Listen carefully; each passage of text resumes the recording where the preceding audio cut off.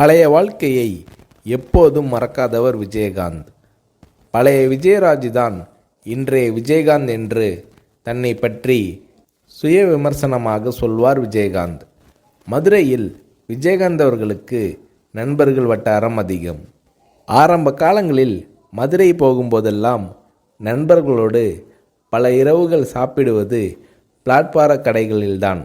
விஜயகாந்த் அவர்களின் ஃபேவரட் உணவு பருத்திப்பால். விஜயகாந்த் அவர்கள் வீட்டு பூஜை அறையில் மெக்கா மதினா படங்களும் இயேசு மேரி மாதா படங்களும் திருப்பதி வெங்கடாஜலபதியும் முருகனும் பிள்ளையாரும் சிறப்பிடம் பெறுகிறார்கள். பூஜை அறையில் இன்னைக்கு பொழுது எல்லாம் நல்லா இருக்கணும் என மனதார வேண்டிக் கொண்டு வெளியில் கிளம்புவார் விஜயகாந்த்.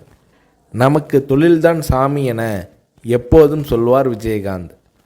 வடபழனி முருகன் கோயில், திருவேற்காடு கருமாரியம்மன் கோயில் மன திருப்திக்காக விஜயகாந்த் அவர்கள் போகும் இடங்கள். செயின் ஸ்மோக்கராக இருந்த விஜயகாந்த் திருமணத்திற்கு பிறகு அந்த பழக்கத்தை அறவே விட்டுவிட்டார். அசைவ பிரியரான விஜயகாந்த் அவர்களுக்கு ஐர மீன் குழம்பை சாதத்தில் பிசைந்து சாப்பிடுவதில் அலாதி பிரியம். அரிதாகவே விஜயகாந்த் அவர்களுக்கு ஓய்வு நேரம் அமையும். அப்போது மகன்களையும் அவர்களின் நண்பர்களையும் அழைத்து வட்டமாக உட்கார வைத்து தானும் ஒரு மீசை வைத்த குழந்தையாக மாறி விளையாடுவார் விஜயகாந்த். பெரிய சட்டியில் சாதம் போட்டு பிசைந்து குழந்தைகளுக்கு ஊட்டி விடுவார் விஜயகாந்த். ஹாலிவுட் சண்டை படங்கள் பார்ப்பதும் விஜயகாந்த் அவர்களது ஜாலியான நேரத்து விஷயங்களில் ஒன்று.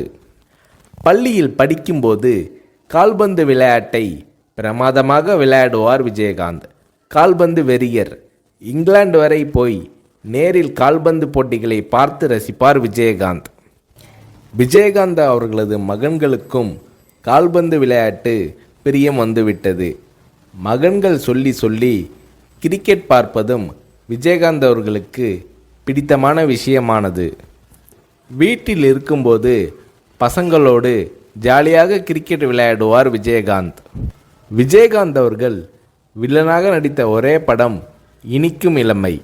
அதற்கு பிறகு எல்லாமே ஹீரோ வேடம்தான். பிற்காலத்தில் ஒரு பெரிய ஹீரோவுக்கு வில்லனாக நடிக்க ஒப்புக்கொண்டு அட்வான்ஸும் வாங்கிவிட்டார் விஜயகாந்த். நண்பர் இப்ராஹிம் ராவுத்தர் அதற்கு கடுமையாக எதிர்ப்பு தெரிவிக்க வாங்கிய அட்வான்ஸை உடனே திருப்பி கொடுத்து விட்டார் விஜயகாந்த். எந்த அளவுக்கு அன்பான மனிதரோ அதே அளவுக்கு கோபக்காரர் விஜயகாந்த். யோகா செய்ய ஆரம்பித்து கொஞ்சம் நிதானம் பழகினார் விஜயகாந்த். காலையில் யோகா, மாலையில் உடற்பயிற்சி இரண்டையும் செய்யும் நேரத்தில் டிவியில் நியூஸ் பார்த்து விடுவார் விஜயகாந்த். சண்டை காட்சிகள் தான் விஜயகாந்த் அவர்களின் அடையாளமே. அதில் லெக் ஃபைட் விஜயகாந்த் அவர்களின் ஸ்டைல். அதற்காக உடம்பை உறுதியாக வைத்துக்கொள்ள நினைத்தார் Vijayakanth. South India's answer to Jackie Chan என்று நல்லவன் படத்தில் விஜயகாந்த் அவர்களை பெருமைப்படுத்தி விளம்பரம் செய்தார் தயாரிப்பாளர் தானு. நடிகர் திலகம் சிவாஜியில் ஆரம்பித்து முன்னணி ஹீரோக்கள் எல்லோரும் பாட ஆரம்பித்த காலத்தில் விஜயகாந்த் அவர்களையும் ஒரு படத்திலாவது பாட வைக்க முயற்சி நடந்தது. ஆனால் பாடும் அளவுக்கு எனக்கு குரல் வளம் இல்லை, பாடும் விருப்பமும் இல்லை என்று விஜயகாந்த் அவர்கள் மறுத்துவிட்டார். நடிக்க வராமல் இருந்திருந்தால் மதுரையில் உள்ள எங்கள் ரைஸ் மில்லை பார்த்து கொண்டிருந்திருப்பேன் என்று சொல்வார் விஜயகாந்த். சினிமாவில் 3 தடவை விஜயகாந்த் அவர்களுக்கு மார்க்கெட் போயிருக்கிறது. மீண்டும் மீண்டும் போராடி முன்னணிக்கு வந்திருக்கிறார் விஜயகாந்த். திருநாவுக்கரசு, ஜெயலலிதா, ஆர்எம்பி கேட்டும் தராத எம்ஜிஆர் அவர்களின் பிரச்சார வேனை விஜயகாந்த் அவர்களுக்கு கொடுத்தார் ஜானகி எம்ஜிஆர் அவர்கள்.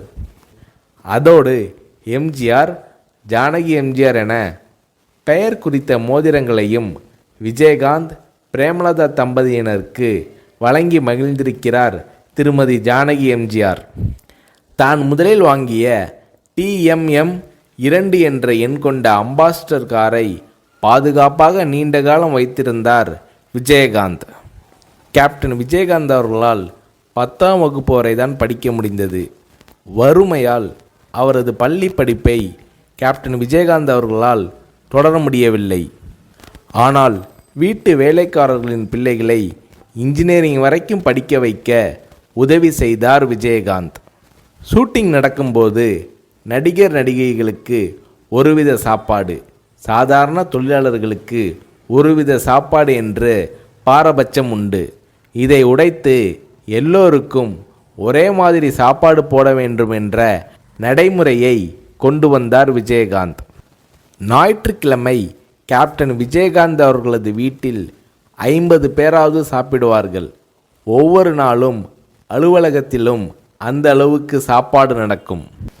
விஜயகாந்த் அவர்களின் குலதெய்வம் வீர சின்னம்மா. மதுரைக்கு பக்கத்தில் திருமங்கலம் அருகில் இருக்கிறது. பாழடைந்து கிடந்த கோயிலை சுற்றுச்சுவர் எழுப்பி கும்பாபிஷேகம் நடத்தி புதுப்பிக்க உதவியிருக்கிறார் விஜயகாந்த். இந்தியில் தர்மேந்திரா, அமிதாப், தெலுங்கில் NTR, சிரஞ்சீவி, மகேஷ் பாபு, கன்னடத்தில் ராஜ்குமார், விஷ்ணுவர்தன், சங்கர் நாக், மலையாளத்தில் சத்யன் படங்கள் என்றால் விஜயகாந்த் அவர்களுக்கு மிகவும் பிடிக்கும். சத்யன் நடித்த கரைகாணா கடல் விஜயகாந்த் அவர்களுக்கு மிகவும் பிடித்த படம். ஆனால் விஜயகாந்த் அவர்கள் தமிழ் படங்கள் தவிர்த்து வேறு மொழிகளில் நடித்ததில்லை. தமிழ் படங்கள் தவிர்த்து வேறு மொழிகளில் நடிக்க மாட்டேன் என்ற உறுதியை விஜயகாந்த் அவர்கள் கொண்டிருந்தார். RK செல்வமணி இயக்கத்தில் இப்ராஹிம் ராவுத்தர் தயாரிப்பில் மேடே என்றொரு ஆங்கில படத்தில் கேப்டன் விஜயகாந்த் அவர்கள் நடிக்கப் போவதாக விளம்பரங்கள் வந்தன. ஆனால் அந்த படம் எடுக்கப்படவே இல்லை. 2005ஆம் ஆண்டு அக்டோபரில் மதுரையில் மாநாடு நடத்தி கட்சி தொடங்கினார் விஜயகாந்த். அப்போது அரசியலுக்கு நான் பிழைக்க வரவில்லை, உழைக்க வந்திருக்கிறேன் என்று விஜயகாந்த் அவர்கள் பேசினார். அந்த மேடையில் விஜயகாந்த் அவர்கள் பேசியது அத்தனையும் விஜயகாந்த் அவர்களது மனதிலிருந்து வந்த வார்த்தைகள். வாழ்க்கைனா வசதியாக வாழ்கிறது மட்டும்தானா?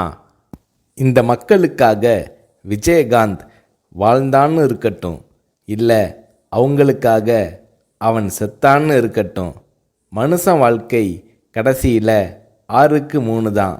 எனக்காக இம்புட்டு தூரம் வந்து உட்காந்துருக்கீங்களே, உங்களுக்காக நான் தான், இனி எனக்காக நீங்கள் தான். ரைஸ் மில்லில் 300 மூட்டை தூக்கி பழக்கப்பட்ட உடம்பு, என்னை நம்பி வந்த உங்களுக்கு நல்லது செய்வேன், நல்லது செய்வேன், நல்லது செய்வேன் என்று ஒரு சபதம் போல விஜயகாந்த் அவர்கள் உரை நிகழ்த்தினார்.